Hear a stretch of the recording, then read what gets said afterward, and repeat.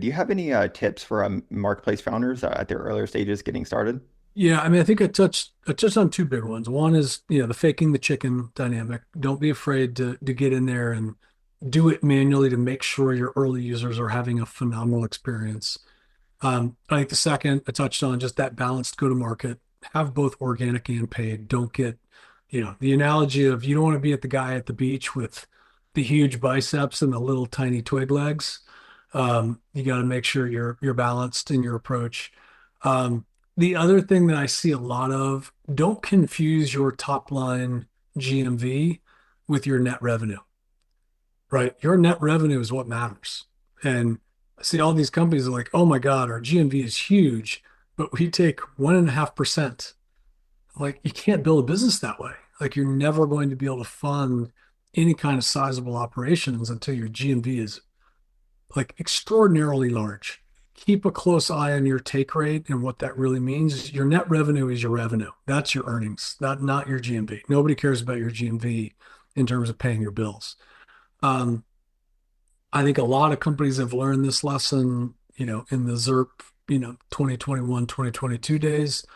Don't let your headcount grow faster than sales. Maybe when you're early, because you're pre-sales or whatever. But if you're doing that when you're Series A, Series B stage, it gets really hard to find any kind of operational leverage in your business if your headcount is constantly growing faster than sales. You will run out of money, or you will have a massive layoff, one or the other.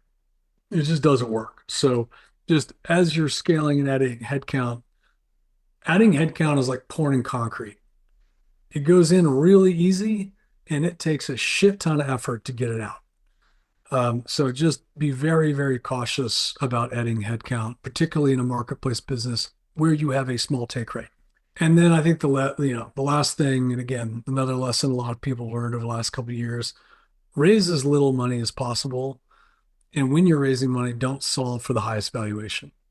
Um, there are so many startups that could have exits that may not be venture scale $1 billion exits, but would be life changing and generate multi generational wealth for the founders.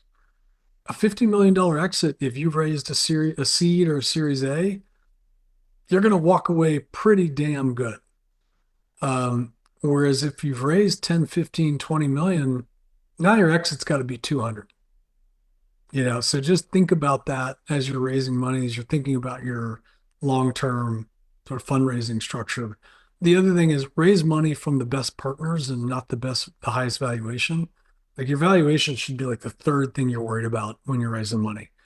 Um, bringing the wrong investor in at an overpriced round is a recipe for disaster, because you will have a down round and you'll be a living hell working for an investor that is just really difficult and not fun and not supportive. So just be really, really careful who you bring in. You may be the founder, but once you bring on money, it is not your business anymore. Like, you just got married. You're now raising a child together. And if you're not careful about and deliberate about who you bring in, it makes it not fun. So just be very, very careful about who you bring onto your board and into your investor community.